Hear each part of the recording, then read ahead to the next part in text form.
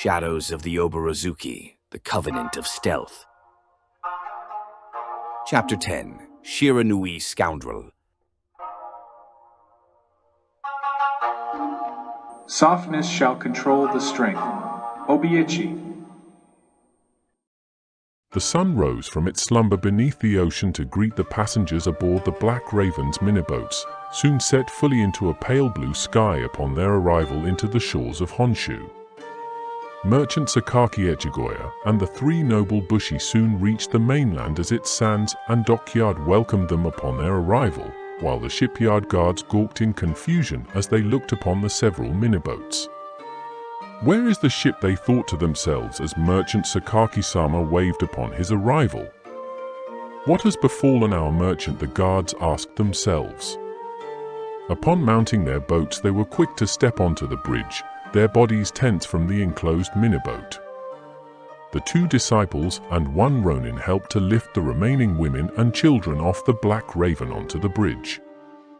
Echigoya thanked the noble bushi for their service in saving him and his passengers. The passengers were ever grateful while they bowed to the disciples as they were leaving the docks district. Some passengers even gave out coins as the disciples knew they must graciously accept. They were told they're great, yet they said nay, and within their hearts they swelled with pride. Echigoya returned their boat fares, but Furanaku returned the coins in respect.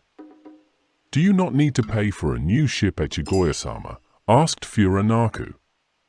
"Indeed, the Black Raven has costed me greatly, but I still have plenty of money, so do not worry, Furanaku, for you need it more than I."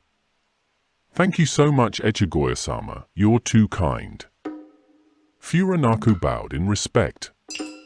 "My regards to Kuno-sama, this incident will not go forgotten, you bring your master great honor indeed, young ones."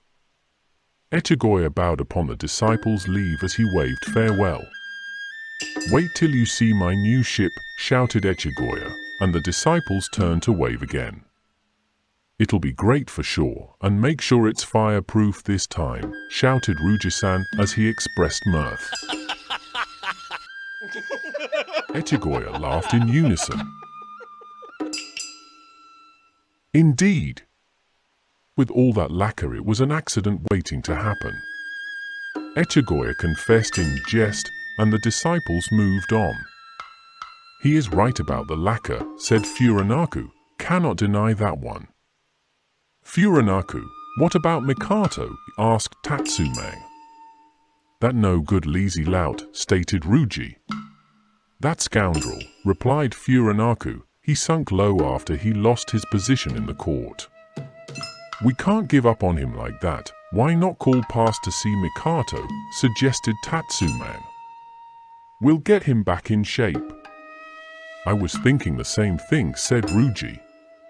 "We will make way and find him, then report to master later, I say," answered Furanaku. "Before he assigns us on another outrageous task," Ruji said. "If Mikato is still in this slum, I know not, but we can try locate him." Furanaku scratched his scalp. The red light district. It shouldn't take long. It's in the area, isn't it, Furanaku? Ruji asked. The Tengui Timuji Inn. We are sure to find him there. How could I forget those two ruffians? Tatsume said as he took a moment to think back. Timuji, Tengui. Hide, replied Ruji. That playboy Mikato is probably fast asleep in the arms of some whore right now. Laughed Ruji in his sadistic manner as Furanaku and Tatsume laughed in unison at his jest. Better yet, grasping onto a bottle at the same time, said Furanaku as he expressed mirth. It was a fine summer's afternoon as the warm wind filled the district. The sounds of ship bells rang in the background while the ship captain's cries echoed in the distance of the docks district. The sound of the pounding hammer could be heard coming from the local blacksmith. and quarreling individuals gathered outside the local side stores while the plump town crier spread the latest news. The plump town crier spoke. Ayakazashi planned to take over the town. What?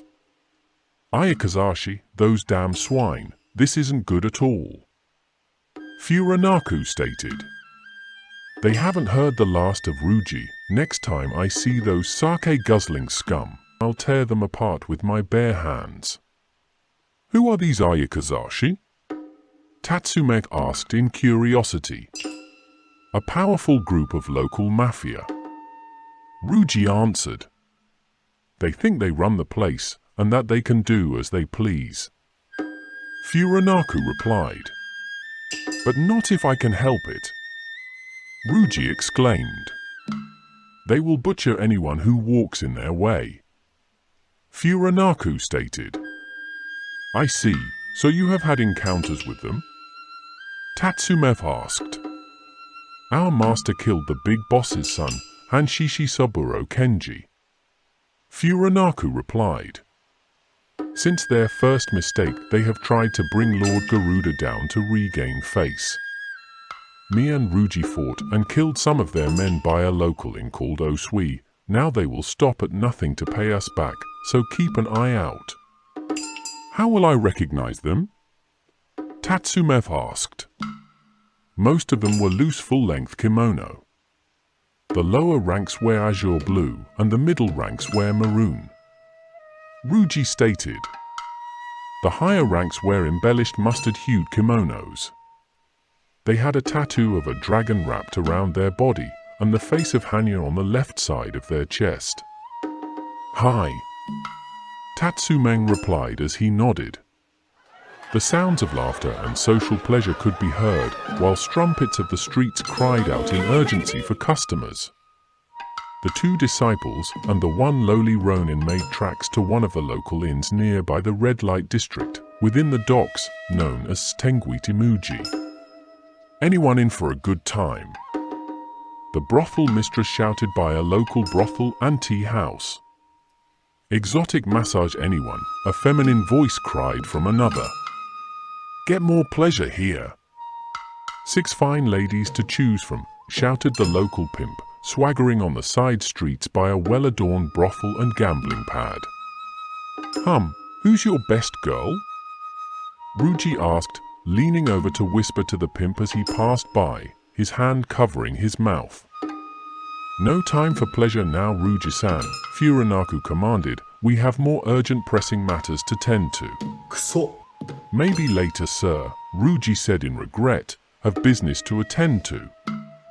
Do come by soon, there are lovely ladies waiting. The pimp said as he pointed up above him at the veranda where several ladies could be seen waving colored cloths and giggling. Please? We need your company, please come by later, handsome samurai, the ladies teased. You won't regret it, special service for a fine-looking bushi. In fact, I will do a package deal for the lot of you if you all come together tonight. The pimp promised, followed by a dirty smirk. Sounds like a fair deal to me. Tatsume agreed. Far out you two, you're talking me into this. Furanaku stated. They had reached the grounds of the Tenguitimuji Tavern where they sought information on the whereabouts of Mikato Shiranui. The Tenguitimuji Inn was humble, of simple wooden design. It was lacking in shoji preventing full privacy, but a few wooden barred windows could be seen. A green hanging cloth hung from its entrance, and a few wax paper lanterns hung from the outside. The interior was something different, contradicting its humble exterior. It was quite large in square feet, an open space with several high wooden tables and chairs laid out in the European fashion, while a few Japanese tables were laid out in private sections of the inn behind shoji, while other rooms were behind green hanging cloths. The main floor was pinewood, while the private rooms were tatami. There is a section for gambling, both for mantaman gaming and also another section for wrestling, including praying mantis fights and other small creatures, the most popular choices. Tengui Timuji was known for its wide variety of foreign goods and food.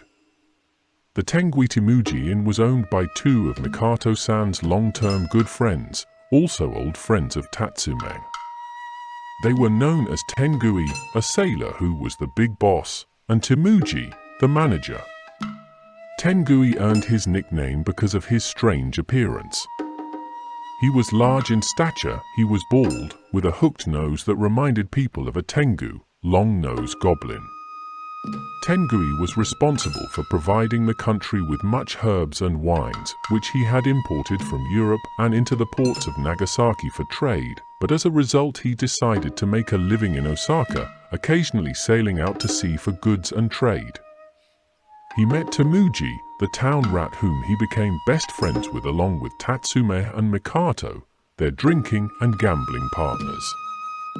Timuji was a Mongol thief and scoundrel on the black market who sold stolen weapons and other valuables after midnight behind secret doors within the tavern, but this news had not yet reached the ears of any Keisatsu, policeman, in the district.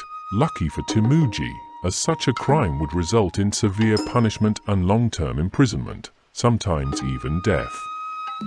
The Tengui Timuji Inn was a mutual tavern where both samurai, Ainu warriors, even mafia, and other gangsters alike gathered to take a break from the rest of the world. This inn was the biggest place for latest news and gossip in town. If one desired to know what was going on in the underground, Tengui Timuji was the place.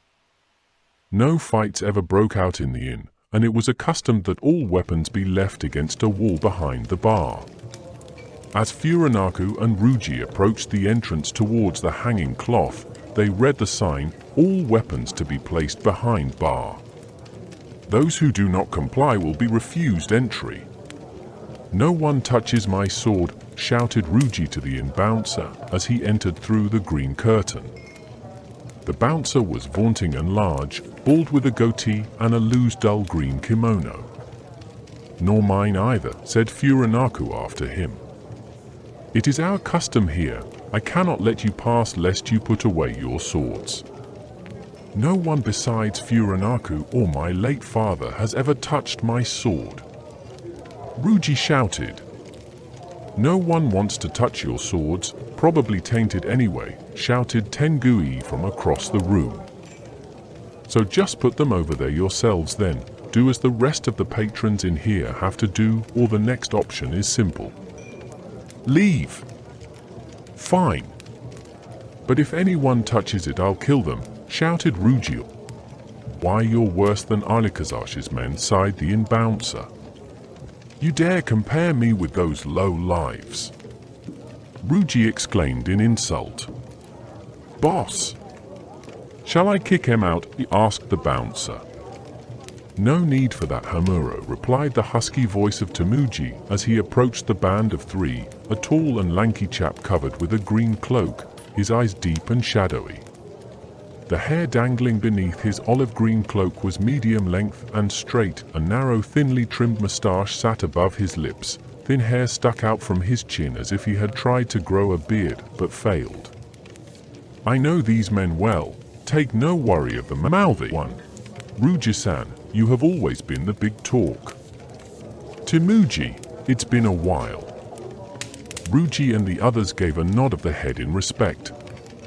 "No need for worry. This place is safe. You will become accustomed to it. If you need anything, or if you want to know anything, come speak to me later." "Your Japanese is as bad as always," commented Tatsume as he laughed. "Well, yes, I know, it's still terrible, but it's getting there. Tengui is over there." "Hey Tengui! How are you, you mongrel?" shouted Tatsume with jest. "Ah, you dirty rotten scoundrel, no good lazy lout, I'm as good as always," replied Tengui, returning the jest. Oi, oi! Baga! "Bring Tatsu and the other boys some oolong tea to the private room." "I'll go right ahead and do that, Tengui-san," replied Timuji as he counted the heads for numbers.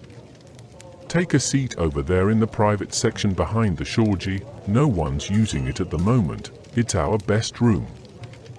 Thank you, Tengui, replied Tatsume as he lowered his head. Behind two large shoji sliding screens in a far corner of the inn, seated at a long unpolished pine wooden table were the three warriors who were enjoying their tea, as they smoked their pipes, filled with some of the remaining flavored tobacco stolen from the Black Raven.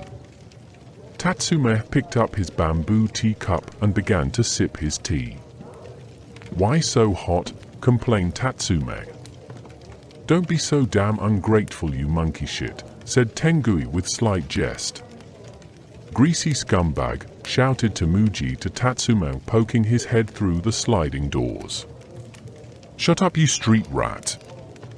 It's my job to make fun of him, shouted Tengui in jest as he turned around to face him. Baldy, replied Temuji.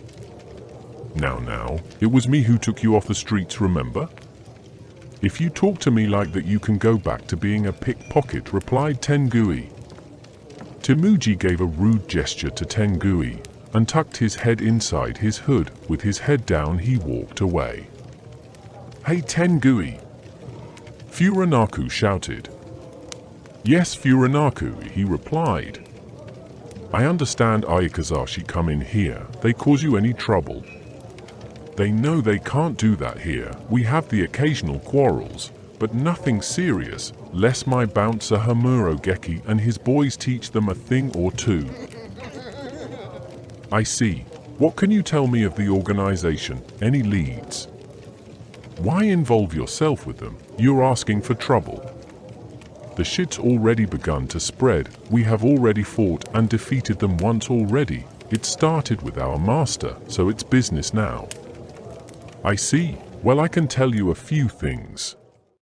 They talk about buying out every part of the town, starting with the brothels, then the restaurants, then they plan on taking over the shipyard too, which is going to be a serious issue. What do they want with the shipyard? Furanaku asked. Don't know, but I suspect foul play. Tengui replied. I see. Just one last thing? What is it? Any clue where the big boss hides out?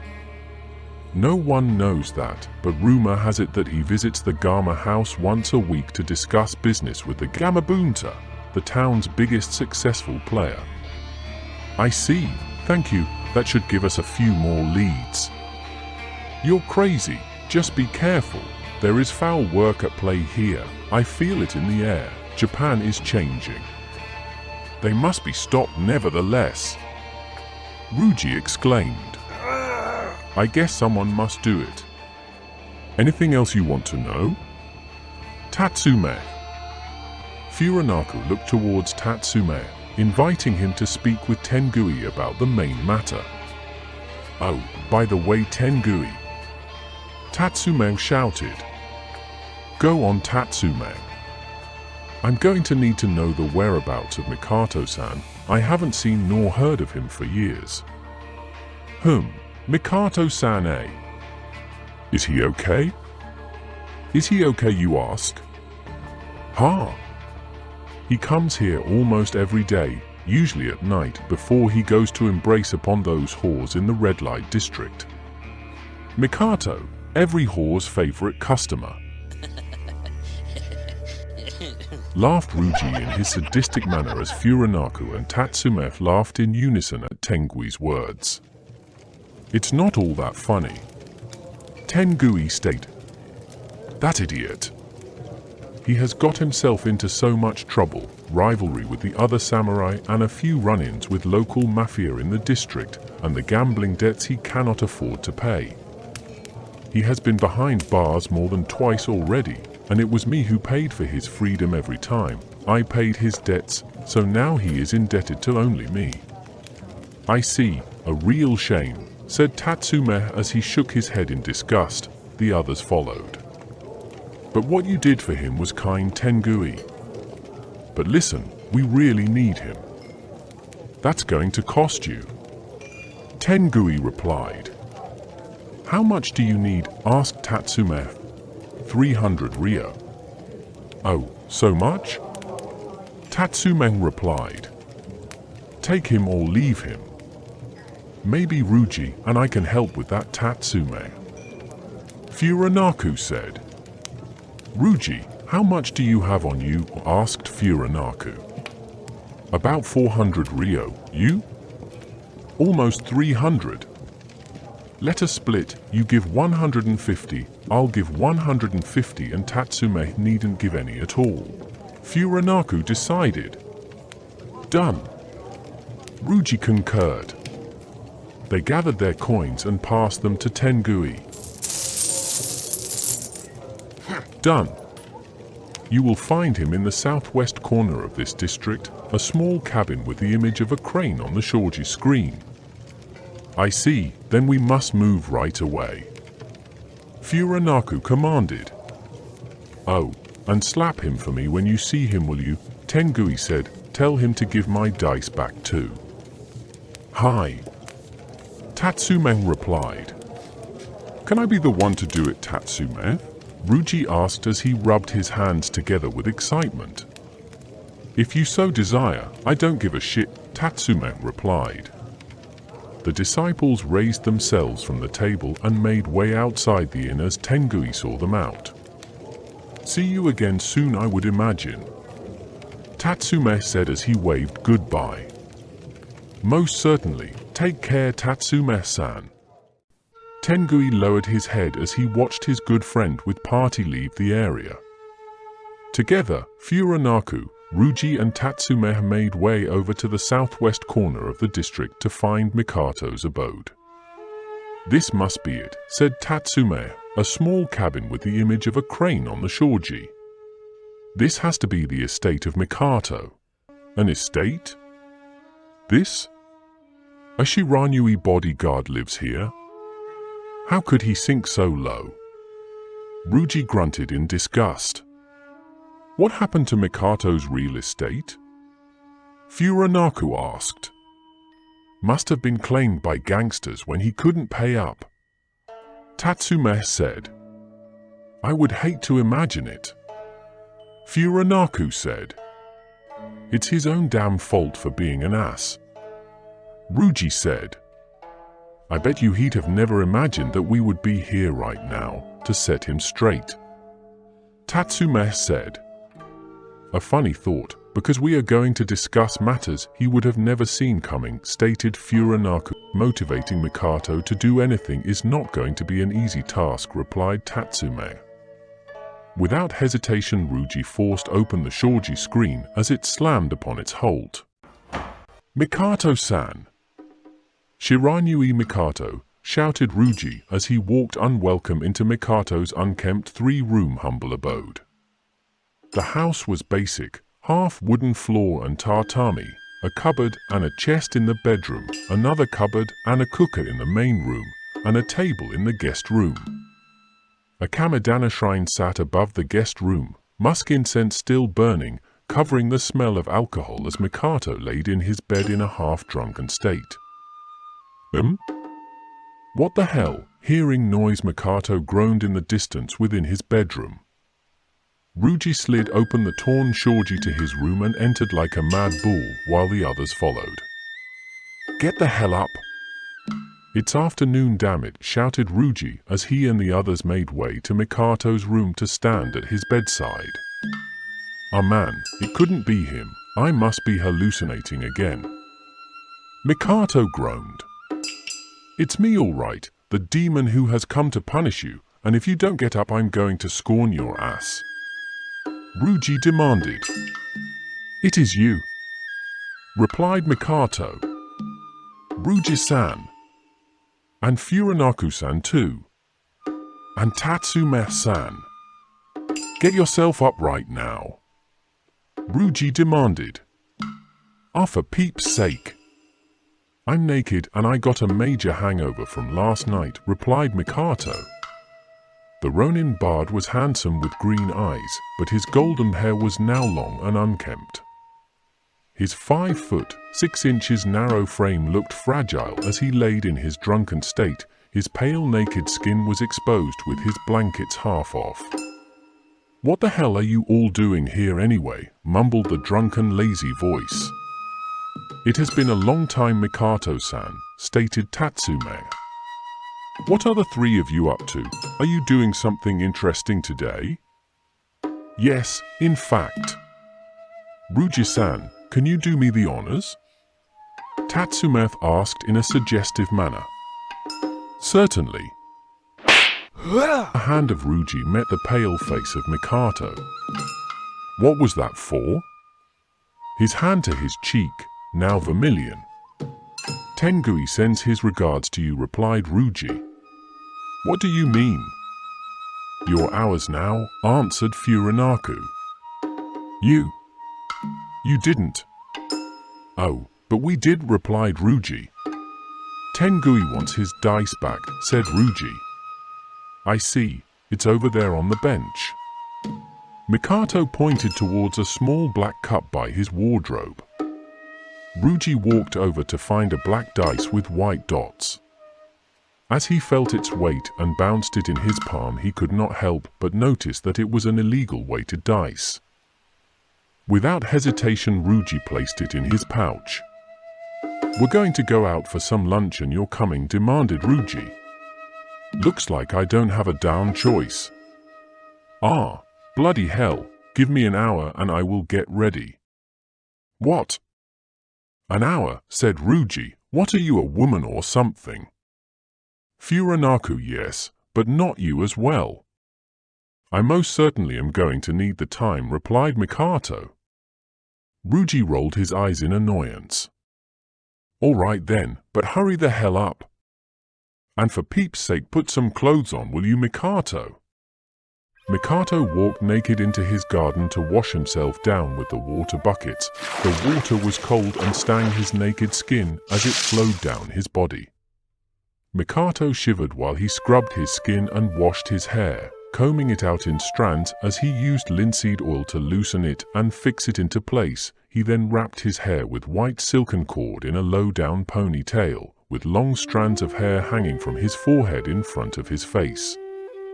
Putting on his long fundoshi full body cloth, he made way to his assortment of fine garments he inherited from his father Matoroshi Shiranui of the Shiranui clan.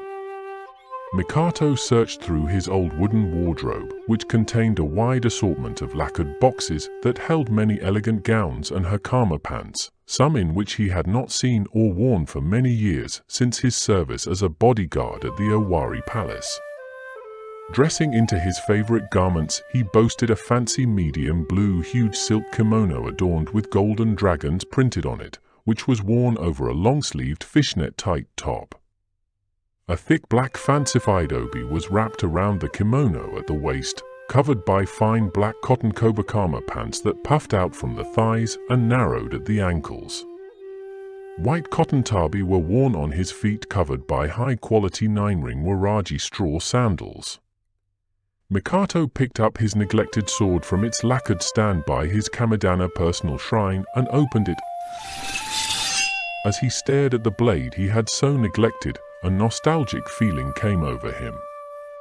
"Hanashiro, sorry I have neglected you, my friend. It's time I clean you, for you must be thirsty." Mikato retrieved his sword cleaning kit and seated himself in the traditional kneeling manner near his Kamidana personal shrine. Mikato began to rub the clove oil onto the blade. He took out the Ichigo powder stick and patted the blade down with it. The white powdered blots covered the blade in every spot required. Both sides of the blade and the top of it. He then used a white cloth and wiped it down. Mikato resheathed the Hanashiro Ujiken white flower prince blade and thrusted it through his waistband along with his tanto. With his bags all packed and weapons set in place, he picked up his battered but beautiful snakeskin shamisen and made way into town with his long-awaited friends. Taking the occasional liberty, Mikato serenaded the warm flower-scented streets of Osaka.